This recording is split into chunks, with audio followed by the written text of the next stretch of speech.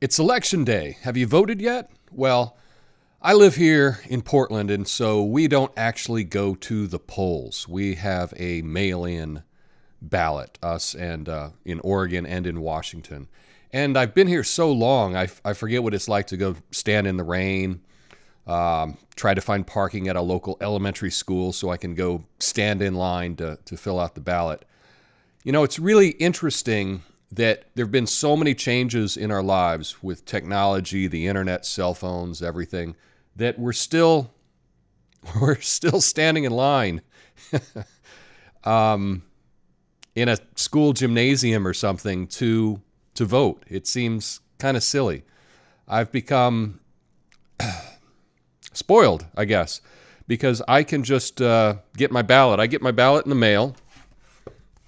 Here, I'm going to fill it out here in a little bit.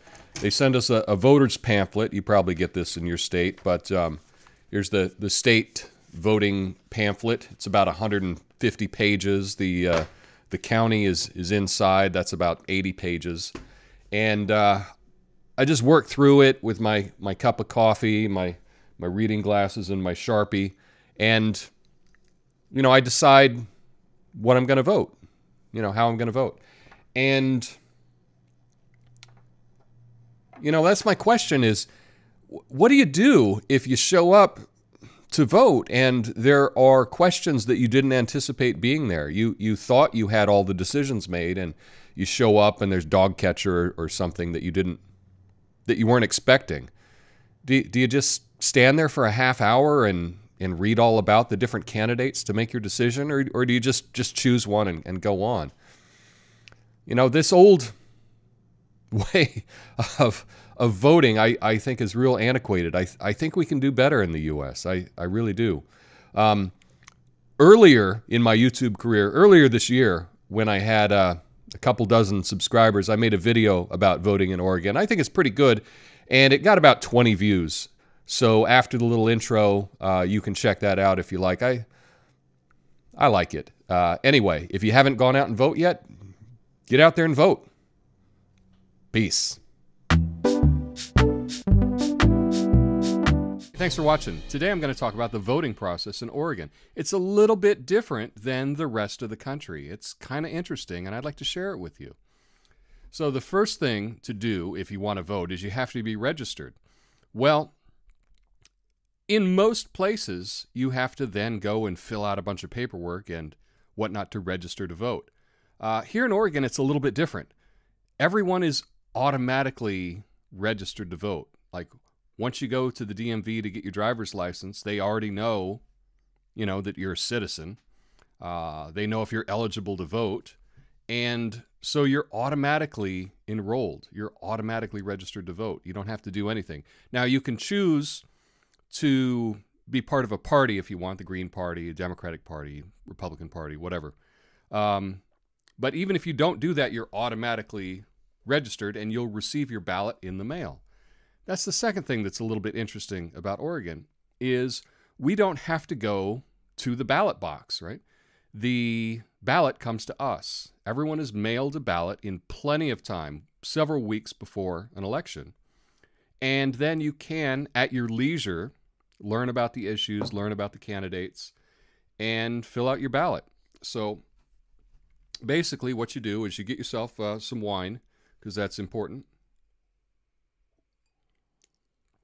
What you'll get is you have a envelope that goes to the county, your optional ballot secrecy sleeve. That way, if anyone holds up your ballot, they can't see how you voted. And then lastly, you have your ballot. And it's just like your forms in high school or whatever, just the bubble that you fill out with a pen. I don't know if you could use a pencil. I never really checked. I just use a pen. I figure if I make a mistake, I make a mistake, right?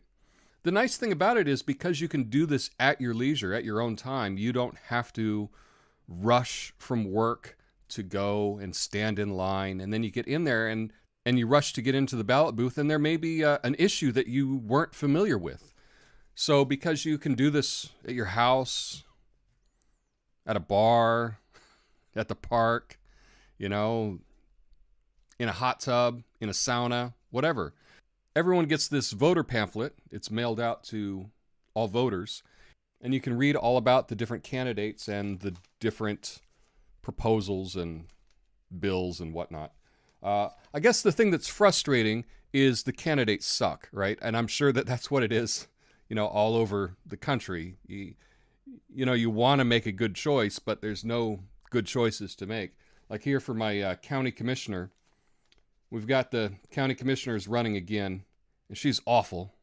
I don't want her to win, but who's her competition? We got a guy who's a pot grower.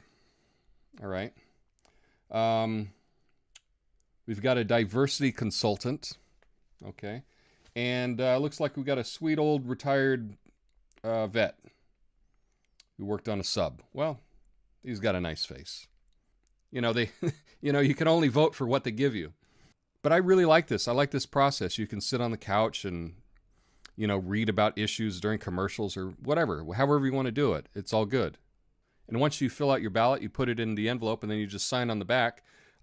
You can just mail it with a stamp a couple days before the election, or if you wait till the last day like I do, you can just stop off at any of the ballot drop-off locations. I live near a library, and they have a ballot drop-off box, and you just drive up and drop it in the slot, and that's it. Another nice thing about this is it's not a black box voting thing, right?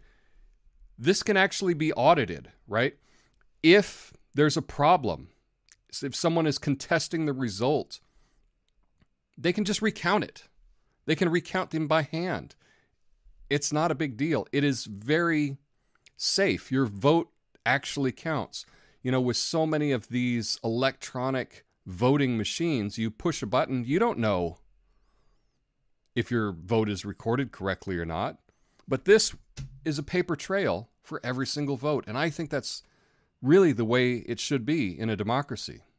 But there are other processes for voting. I guess, you know, if you like to get off work and run and stand in line for a long time and get in there and be rushed inside of a box and not be sure that your vote counted, I guess, you know, you can do that too. Not in Oregon, because, you know, we don't have that. But tell me what you think. Would you like to see this voting system implemented in your state? Let me know in the comments. Peace. Help me reach my goal of 1 million of 2,000 subscribers by clicking the like button and subscribing. Thanks.